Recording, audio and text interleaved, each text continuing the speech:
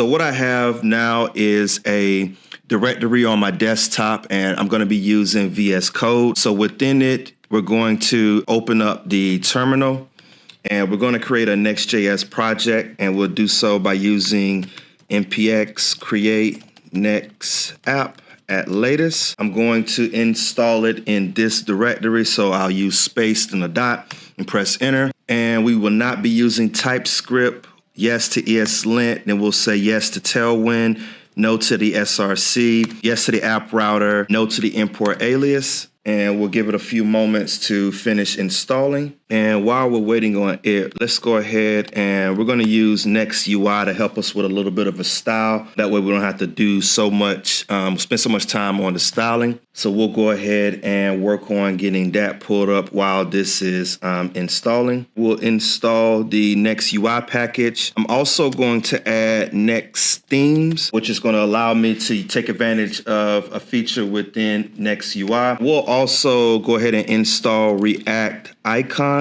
so that we'll have the ability to use some icons in places that we choose. And this will take a few moments to install, so we'll go ahead and press enter. And while we're waiting on this to install, let's go ahead and begin to clean up our app a little bit. So let's remove all of the code from our page.js file, and we're going to add a new function component, and we'll just name it homepage.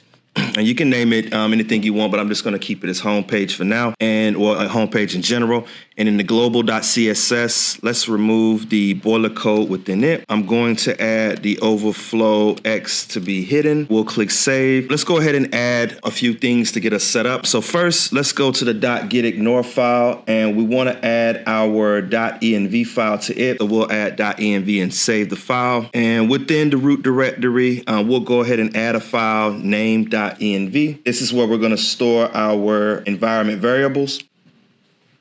Excuse me.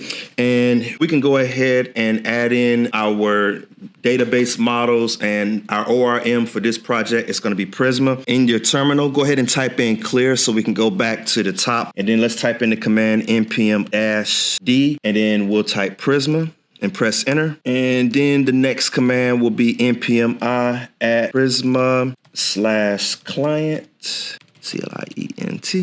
and then press enter.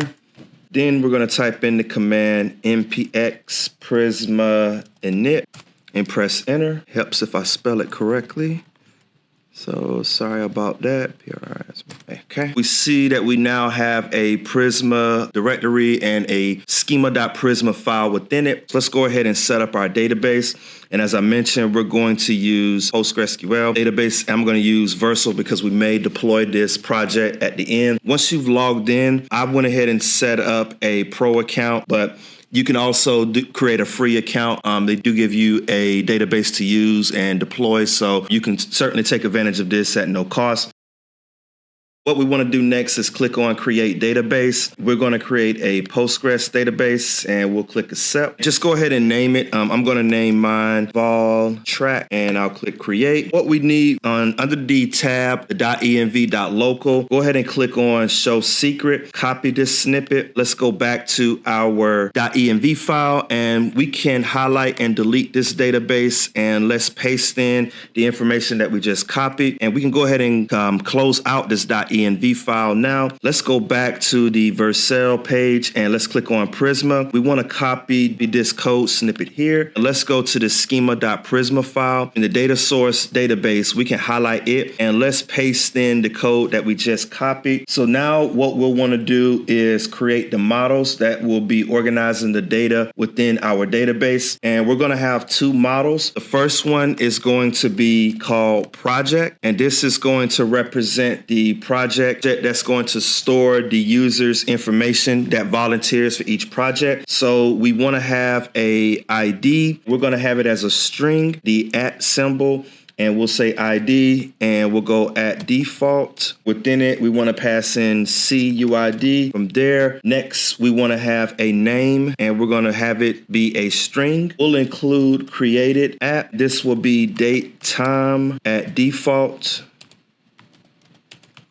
Inside of it, we'll pass in now. We're going to include update at, and this is going to be date time, and we'll go at update it at. We're going to have one more item within our project model. It's going to be the volunteers. Create a model named volunteer. And I actually can just copy the ID and name from project and paste it in under volunteer. And then underneath it, I'll add email, and it will be a string. We're going to include phone, and it will be a string. We'll have the project ID, which is going to refer to this ID, and we want it to be a string. We're going to include project, and we want it to relate to the project model.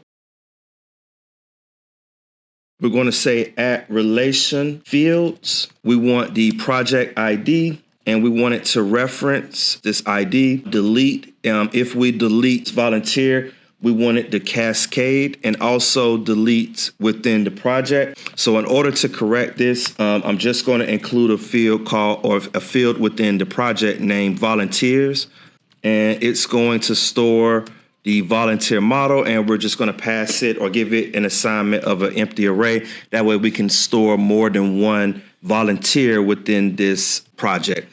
So with this updated, now we can go ahead and save this file, and we shouldn't need our schema.prisma file anymore. Next, within the root directory, let's add a folder named lib. We're going to include a file named prisma.js. What we want to accomplish within this file is the ability to connect the Prisma. We want to make sure that we have a function that's going to allow us to connect the Prisma. I'm going to go ahead and copy this code directly from prior project. So now that we have this saved, the next thing we want to do is go ahead and migrate or push our model into our Prisma or into our database. So what we'll do is within the terminal, we'll go ahead and type in the command npx prisma db push. Everything says that it was synced, and we got the message of done. Now the next command we want to type in is npx prisma generate. We didn't get any errors once we typed it in as well, so